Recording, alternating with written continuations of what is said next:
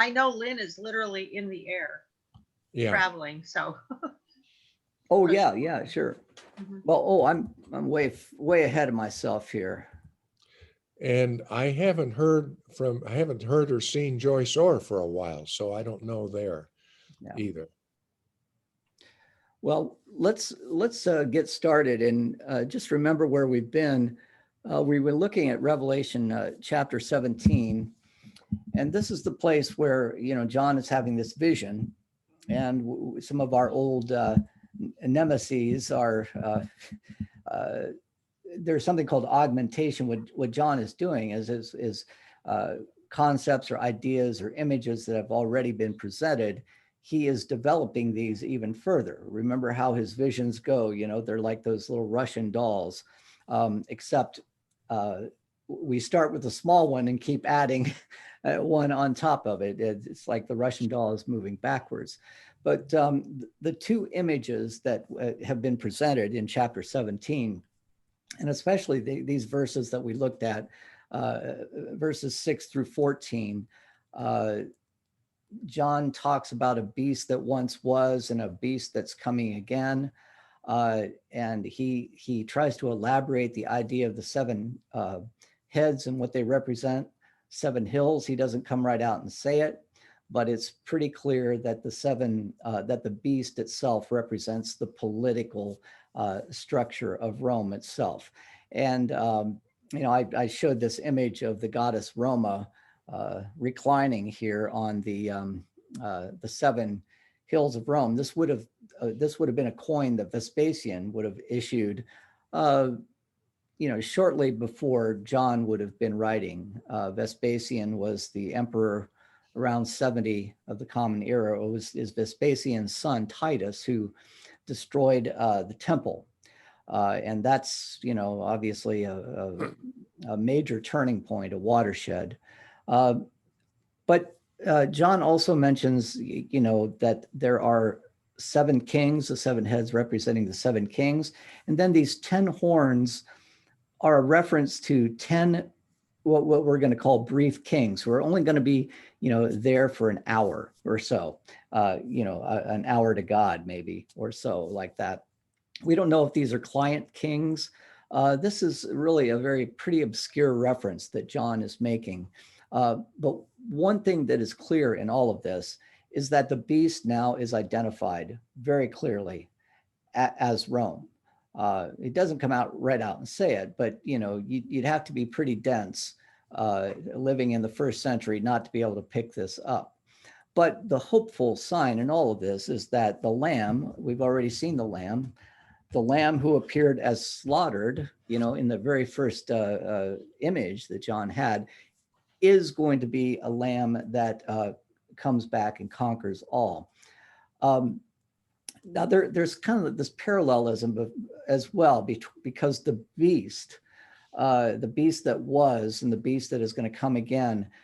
Remember, one of the attributes of the beast is it mimics Christ, and perhaps this idea of the beast that lived and maybe was, disappeared and came back again is kind of possibly a death and resurrection, but John doesn't really dwell on it that much. So any questions or comments about that part so far?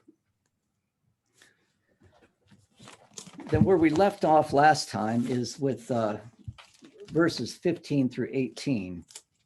And John is talking to the angel here. And this is what the angel has to say to John. And he said to me, the waters that you saw, where the whore is seated, are peoples and multitudes and nations and languages. And the 10 horns that you saw, they and the beast will hate the whore. They will make her desolate and naked. They will devour her flesh and burn her up with fire. For God has put it into their hearts to carry out this purpose by agreeing to give their kingdom to the beast until the words of God will be fulfilled. The woman you saw is the great city that rules over the kings of the earth. Earlier, we talked about this dichotomy between this political image of the beast, the political structure of Rome, but then also the whore of Babylon carrying, the golden chalice and dressed in luxury seems to represent almost like a cultural idea, a socioeconomic and cultural presence. So these two are going hand in hand, the beast and the harlot. But what's eventually going to happen is that the beast is going to turn on the harlot, and she is going to be devoured, left desolate. Now, remember, this was the attempted outcome of the woman in the desert, who was, of course, saved by the rushing waters that came in, and just before the dragon was going to devour her. It was the chaotic waters that came in and swept the dragon away. So there's that parallelism that's going on there as well.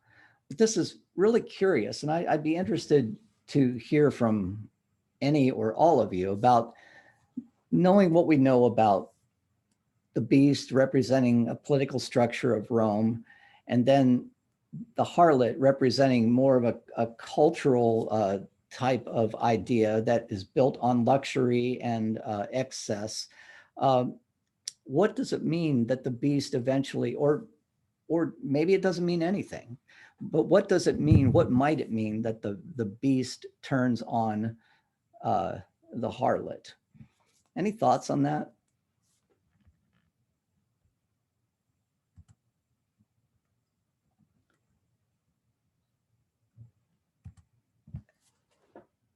And again, remember, there are no right answers or wrong answers on this, but I guess to put it another way, I mean, can we think of ways in which political power and structure and systematic thinking about politics, the way that Rome was set up, do we have instances in history where politics subsumes culture? And I can't help but think that we see at least some of that today, where we have what are called culture wars, right? But they're really not culture wars as much as they are political wars. I mean, is the beast so all-consuming that this harlot, who is at least distinguishable, even though they ride together, at some point becomes completely consumed by the beast, so that they're indistinguishable. So that so that the beast politics is aggressive towards culture. And I think that's what we tend to see in rather totalitarian dictatorships, or fascism. I'll call it what it is, where the politics is the culture, and the culture it cannot be removed from politics. I think the founding fathers of our country, the United States, tried to make it clear that separation of church and state was one of the ways that you separate politics and culture, but there are ways in which the arts and the languages, or our media, our newspapers, and people writing literature, it's not all done for the benefit of the state. And when it starts to become that, then you've got a real problem. Then you've got something that is demonic to the core. And this is what John is seeing, that would be my interpretation of that. I wonder what your thoughts are on that. Anybody? Go ahead, Will. Well, I always just have more questions, but what I'm thinking, the centuries since, we all can think of examples. The Ottoman Turks. Yep.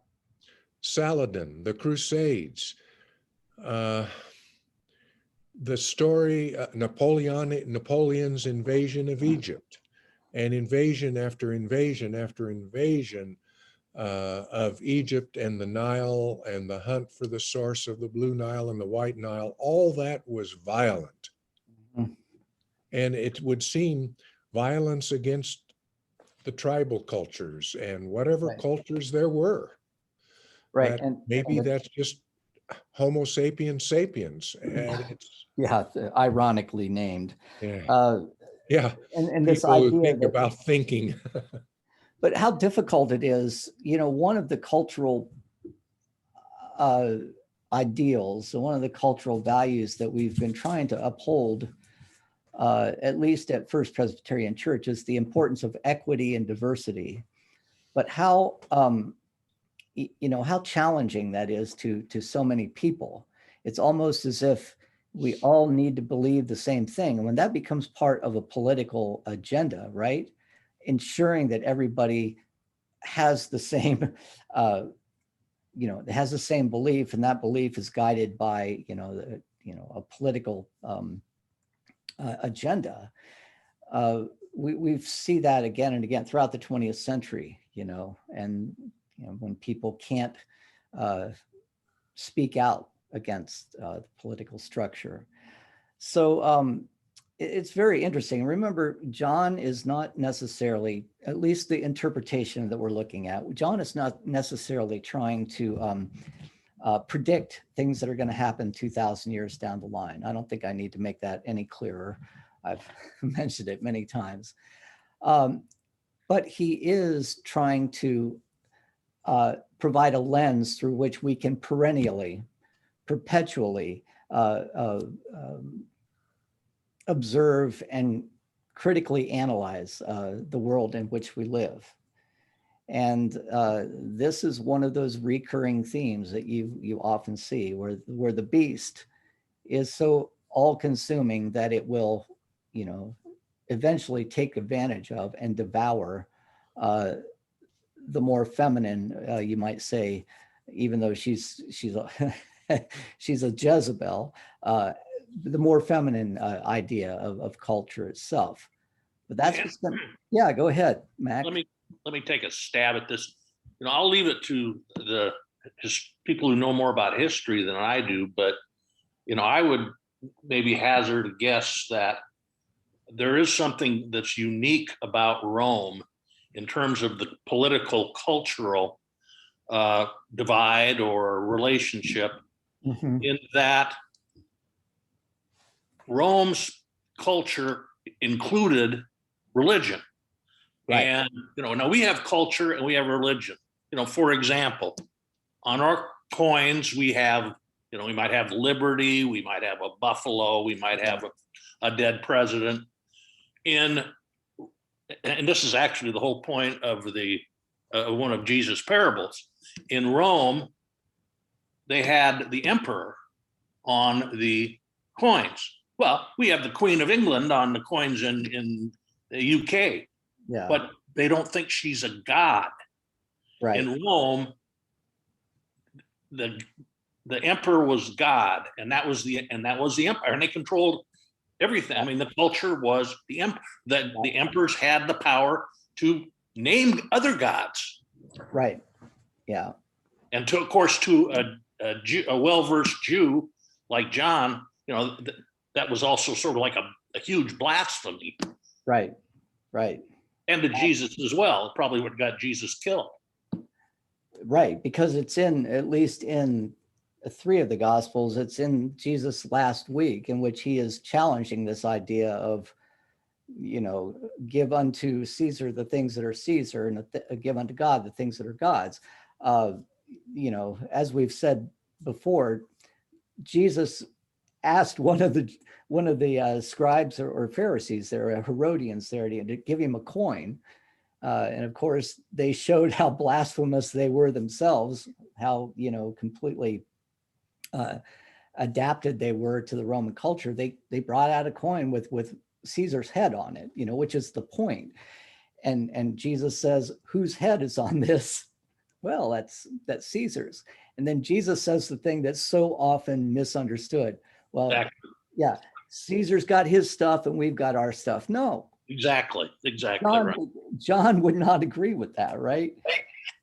The world is God, and this is what John is trying to say here in Revelation, that, the politics will turn on itself and devour itself, but eventually the Lamb is going to prevail. And we need to separate ourselves. In fact, the next chapter that we're going to get into is going to have all of this imagery that comes right out of Isaiah, right out of Ezekiel, right out of Amos in some respects, but those two especially were prophets that were writing during the Babylonian captivity, right? Trying to keep alive a nation of Israelites, Judahites, who are now coming to be called Jews, and trying to keep open this hope that there was going to be a new highway created across the desert that was going to send them back to Jerusalem. But until that time happens, separate yourself from this culture. Well, guess what John is going to do here? He's not going to create anything new out of his head or out of the spiritual revelation that he's receiving. He's just going to draw on all of that imagery that was so important to the Jews living in Babylon. And in our slides ahead, I want to try to point that out. John very rightly, sees Rome as a kind of Babylon, and Jews will know very well that Babylon is the beast. Babylon is the power that nearly consumed them, but for the providence of God. And John is trying to emphasize here, we're kind of in this Babylonian captivity, but guess what? Babylon is going to be destroyed. The beast is also going to be destroyed. And the unlikely victor in this is going to be the Lamb of God. So we pretty much know now by the beginning of chapter 18 where John has his got his sights focused. Rome is the problem. The culture that is part of Rome, with its violence, with its excesses in terms of consumption, with its injustices against the poor, especially against the people of God, its martyrdom of, that's the beast. Those are the problems. So I thought, I'd just give us a little review here and talk about the attributes of the beast and the attributes of the whore of Babylon. We don't have to spend a lot of time with this, but as we've seen, in the previous vision and in this vision, the beast is a demonic spirit that is embodied in an empire. And now we know it is the Roman Empire. The beast mimics Christ. He comes back from the dead, as we see in chapter 13, and evokes a worship, an amazement among the inhabitants of the earth. That is, those who do not have the name of God inscribed on their forehead or in the book of life. The beast is known by its blaspheming of God, and that word is very important there, because blaspheming is one of the abominable sins in the Old Testament. Blaspheming God and God's people, and of course the beast persecutes the holy ones. And collaborates with the harlot, Babylon, until it betrays her, right? So the beast and its allies fight against the Lamb, but the Lamb prevails. Now, it's really interesting to think about this and what John would say about the unexpected way that the Lamb would eventually prevail. Because John's writing at the end of the first century, 3 centuries after the life and death and resurrection of Christ. There is going to be a kind of resurrection of the body of Christ after 3 centuries of persecution. And this all comes with the Emperor Constantine. Constantine, who was only nominally Christian, he knew that adopting Christianity in the empire was politically expedient, because by that time, the empire, which was on its last leg, and there was a vast separation between the wealthy and the overwhelming numbers of the poor. Well, guess who the poor worshiped? Jesus, right? And so Constantine becomes emperor, and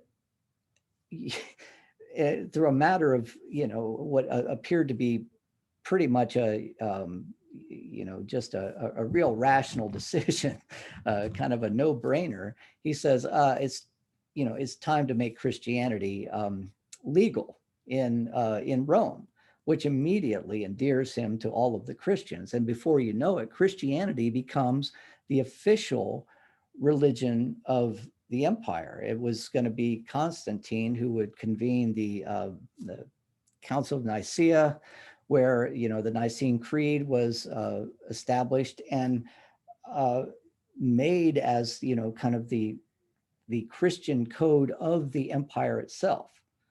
Anyone who did not believe everything that is mentioned in the Nicene Creed about being one, Jesus being one substance with the Father, the death and resurrection, all of these things. Now that becomes not just a religious set of beliefs, but that becomes a marriage of politics and culture.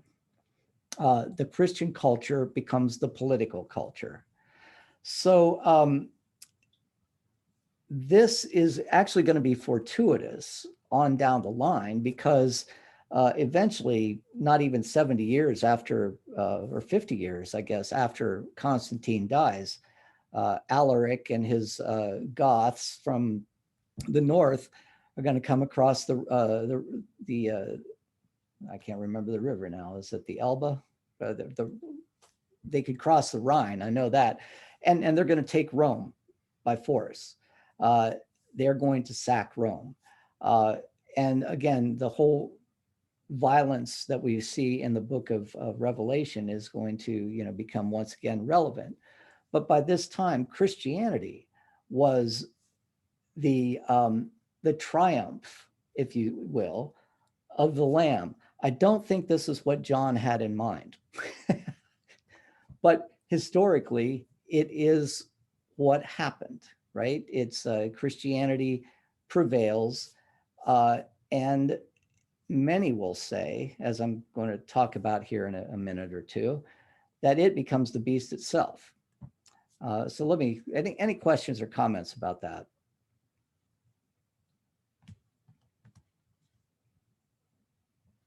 Okay, hearing none, I'll move on. So what are some of the attributes of the harlot, of Babylon? Well, these are the more, the sins that she represents are what we would call the 7 deadly sins, not so much the aggregate sins of a political empire, but those sins that are temptations and what we might call infatuations, or that we can't often overcome, and sometimes we give ourselves over to them. But from the start, and we already see an image of her in the first couple of chapters of Revelation, where there is a certain woman in a church that John refers to as a Jezebel, who is leading people astray. Well, this is precisely what the whore of Babylon does. She's immoral, and she's idolatrous, and she scorns God's law. That's about as bad as you can get. She comes to be recognized symbolically as a kind of an arrogant center of economic and cultural power, like Babylon itself. She corrupts the world through the wine of her licentiousness. So many are giving themselves over to some of the temptations that the harlot represents. She's allied with the beast and opposed to God's people, and like the beast is a persecutor of Christians, drunk on their blood. So this is what John has established for us, and it brings us to this idea of this term that he's using, Babylon, and why it's so important, how it later becomes used in the Christian tradition. First of all, remember what Babylon is. I don't think I have to remind all of you, but I'll just briefly do so. You know, in 587 of the Common Era, or excuse me, 587 before the Common Era, the original Temple of Solomon was destroyed by Nebuchadnezzar's army. And those people of God living in Judah, by that time was the only set of tribes that was left. You know, the 10 tribes had been destroyed earlier, but they were picked up literally and moved to Babylon on, you know, between the two rivers, Tigris and Euphrates rivers. And it was there that they languished in captivity for 50 years. This is going to be important for us because later on in chapter 18, this imagery that John would know so well from the Jewish tradition is going to be used to great effect. And so Babylon, and of course, later on, we know that the Jews returned to Jerusalem, but ever since that time, and we see it in Daniel, especially, Babylon comes to be the representation of everything that is opposed to God's people, both politically, but more importantly, morally so. It's licentiousness, it is consumer mercantilism, you know, that is greedy, it is avarice, all of those things. It is gluttony, you know. It's interesting what happens that, you know, during the first or the second century of the church, when people were reading John of Patmos in the book of Revelation, and you're going to see this very clearly in the church fathers. It wasn't difficult in the second century when Irenaeus of Lyon was reading and interpreting John of Patmos for him to identify the beast as John identified it. Well, the beast is clearly Rome, right? But what happens after, you know, Christianity becomes the official religion of the Roman Empire? What about the later fathers writing from 400 to 700 of the Common Era? Well, now Rome becomes much less identified as a particular earthly power, you know, like Rome, and more as, and especially after Augustine, you know, a kind of an earthly kingdom of sin. So it's this symbolic moral temptation that abounds in the world itself. One church father, I can't remember his name now, refers to the so-called mystical body of Satan, which is over against the mystical body of Christ, which is the church. So you have this opposition. Now Babylon becomes a kind of a moral threat, not necessarily a political threat as it originally was with John. The Middle Ages, really important what happens there, because it's at this time that, interestingly, if anybody is going to interpret what Babylon is, it's going to begin with the Franciscans, who often went around, you know, opposing the church itself, what Francis and his followers called the carnal church. And this was the beast. This was the place where you could find Satan working. You know, Dante carries this out in the early 14th century, where he has, when he's walking through hell, and in one of the levels of hell, he comes across all of these avaricious popes who have, who, like the whore of Babylon, have been feasting on the sumptuousness of the beast's kingdom, so to speak. So now it's a great irony, isn't it, that the beast itself comes to be seen as the institutional church, over against which especially the Franciscans tried to set their orders. It's not long before the Reformation in the 16th century when the whore of Babylon was, much like we see in Dante, the Roman Catholic Church in all of its excesses. By the time we get to the modern age, and I would put us here in the middle of the 19th and the 20th centuries, Babylon, if it's going to come to be interpreted at all by conservative Christians, comes to be represented as the secular age. We have something called secular humanism. I don't know if we hear about that much anymore, but during the Jerry Falwell age, it was secular humanism, which was the whore of Babylon and the beast that had to be overcome. This idea, which frankly which is basically, the humanism of our early church or national fathers like Washington and Madison and Jefferson, that you do not rely upon external revelation to arrive at truth, but you arrive at truth through critical reason. And that comes to be seen as as what we might call Babylon. And more recently, the consumerism that we've talked about in the past has become, pretty much pretty closely allied with the kind of excesses that we see in Babylon. But also remember that the story in Genesis that we read as having, and this would be Genesis chapters 9 and 10, I believe, and the story of the Tower of Babel, where all of humanity shares the same language, and they build this tower to heaven, and God sees this happening and says, boy, it's not going to be long until these people, are going to take over every attribute that solely belongs to me.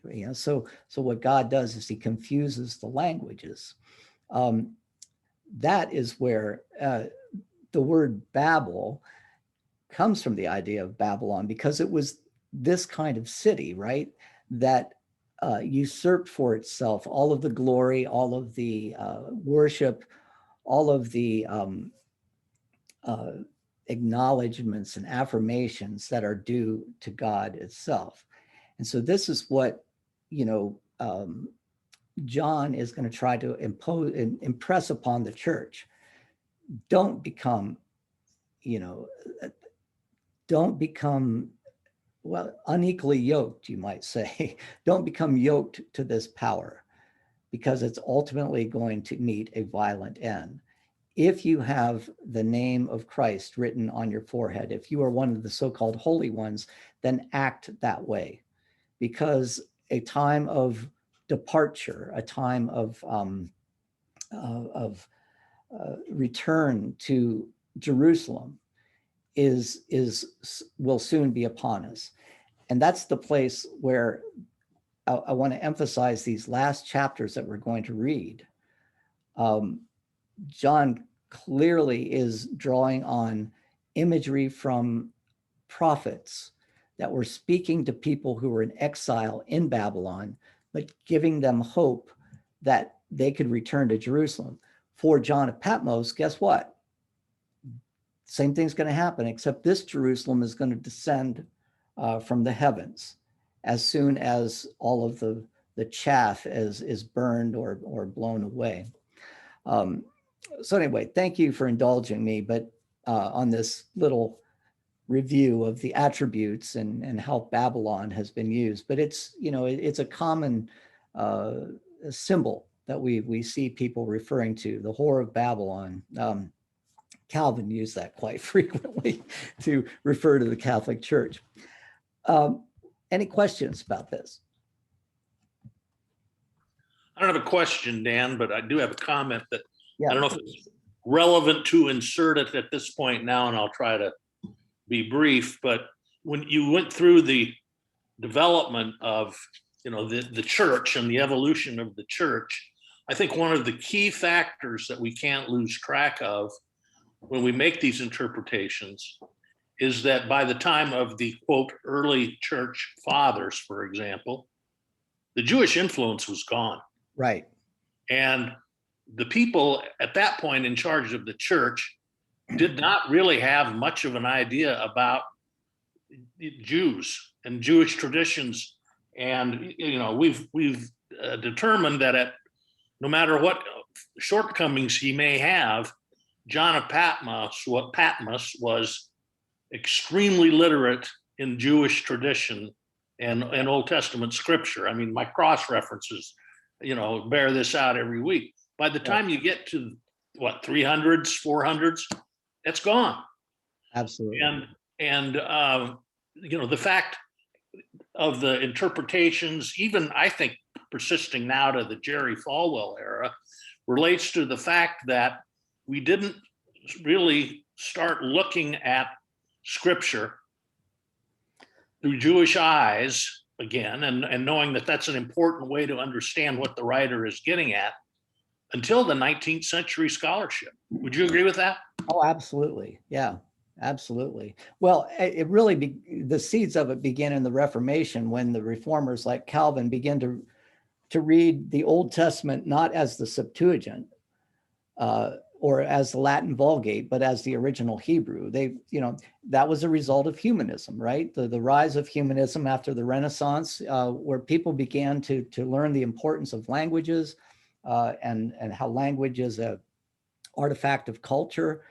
And, so the seeds of that 19th century revolution, you might say, were really planted in the Reformation. But you're right, it's in the 19th century where, we began to apply some of the tools of scientific reason to critique, literary critique of the Old Testament and the New Testament. So where we get the Wellhausen hypothesis that the Pentateuch was written by 4 authors over, Right. a 400-year period of time. But part of that as well was recognizing that, you really have to look at the language, whether it's Greek or Hebrew, in the context in which it was written. And language is an outgrowth of culture itself. And when we look at the word, let's say, I can't think of a word, truth, when we look at the word truth today, we understand it as a post-Enlightenment, 20th, 21st century, enlightened group of people. But the Greek word itself, on the pen of a man who most likely spoke Aramaic, if he, wrote,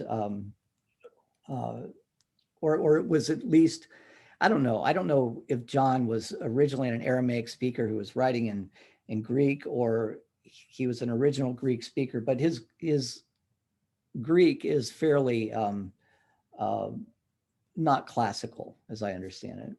But my point is that looking at language study is so important. And this is why I've often thought that one thing that would be fun for us to do is just spend some time with Hebrew and spending some time with Greek. And maybe, I could show you, for those of you who don't know how to read Greek, it's not that hard to learn, the alphabet, and we could sound these words out, but just the way these words are put together, their prefixes and their suffixes, their roots, and how those roots have influenced our language today. It's fascinating. And also Hebrew's the same way. But all of this, I'm drawing out the point way too long. All of this to say, you're absolutely right, Mac. By the Edict of Milan, the Christian tradition has become thoroughly Greek, which carries with it its own set of problems. Greeks are those who believe that the truth of the world lies somewhere beyond this physical world, right?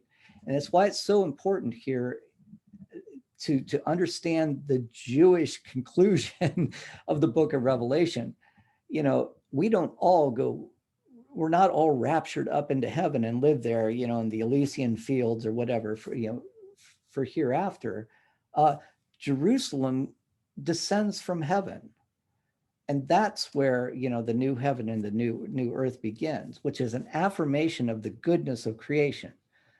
Now, while the Greeks didn't necessarily say creation was evil, there were strains of theology known as Gnosticism that would eventually say this material world is evil, right?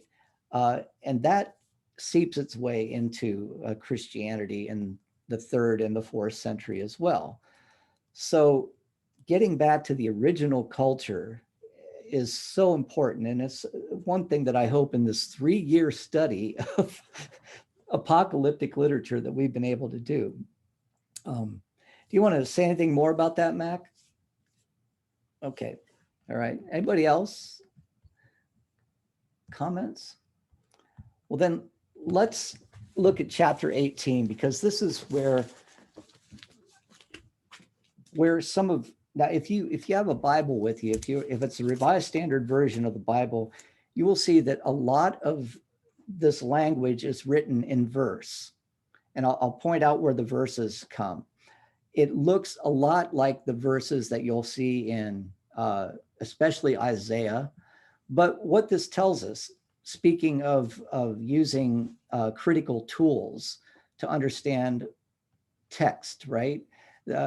Just the form of the text, something called form criticism.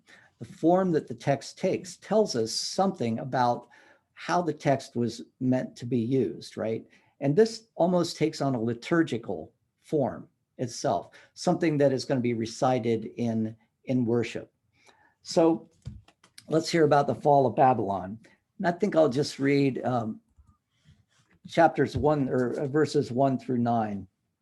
Actually, I'll have to tag 10 onto that probably. So after this, I saw another angel coming down from heaven, having great authority. And the earth was made bright with his splendor. He called out with a mighty voice. And here's a place where the text is now designated as verses, right? Fallen is Babylon the Great. It has become a dwelling place of demons, a haunt of every foul spirit, a haunt of every foul and hateful beast. For all the nations have drunk of the wine of the wrath of her fornication, and the kings of the earth have committed fornication with her, and the merchants of the earth have grown rich from the power of her luxury. Then I heard another voice saying, now here's the verses again, come out of her, my people, or literally depart, my people, so that you do not take part in her sins, and so that you do not share in her plagues. For her sins are heaped high as heaven, and God has remembered her iniquities. Render to her as she herself has rendered, and repay her double for her deeds. Mix a double draught for her in the cup she mixed. As she glorified herself and lived luxuriously, so give her a like measure of torment and grief. Since in her heart she says, I rule as a queen, I am no widow, and I will never see grief. Therefore her plagues will come in a single day, pestilence and mourning and famine, and she will be burned with fire, for mighty is the Lord who judges her. And I'll leave, that's actually chapter 8 or verse 8. I'll leave it at that. But to the point that Mac is making here on how important the Jewish imagery is, let me just point out, some of these comparisons here. Because as I've said many times, if John were a student in one of my classes, I would get him on an academic integrity report quickly, because it's right out of, the prophets themselves. So consider just verse 2. Fallen is Babylon the Great. It has become a dwelling place of demons, a haunt of every foul spirit. That is roughly what we hear in Isaiah chapter 13, verse 21. Now, this is a reference to the city of Tyre. That was a very corrupt city in terms of it's kind of the classic Gentile city. But when Isaiah was writing this, and this would be first Isaiah, would have been the, around 725 or that era, Tyre was the place, the land of luxury, right? And it would be the land that would have to bear God's judgment. And so chapter 13, verse, this is a long diatribe against Tyre. But in chapter 13, verse 21, it says this: "You, Tyre, wild animals will lie down in you, and your houses will be full of howling creatures.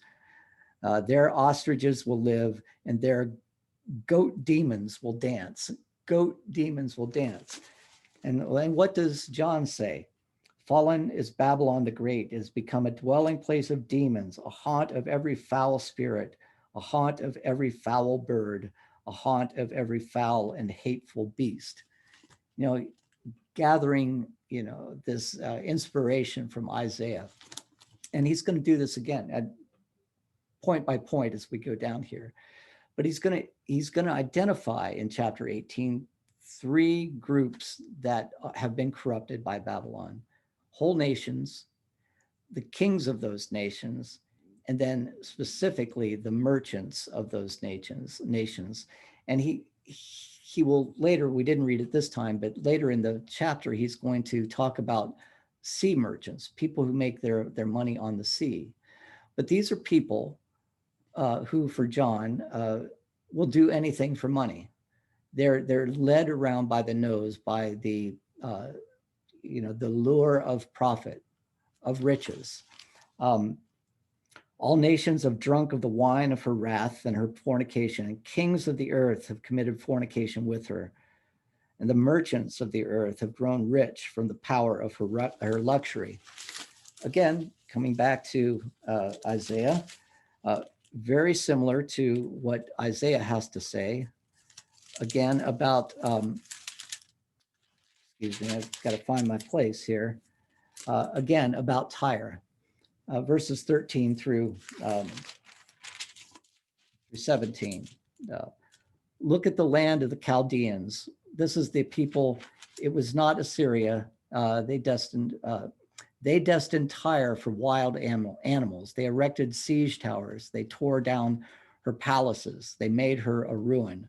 Wail, O ships of Tarshish." Tarshish was Tarsus is where Paul comes from, a very major port city. "For your fortress is destroyed.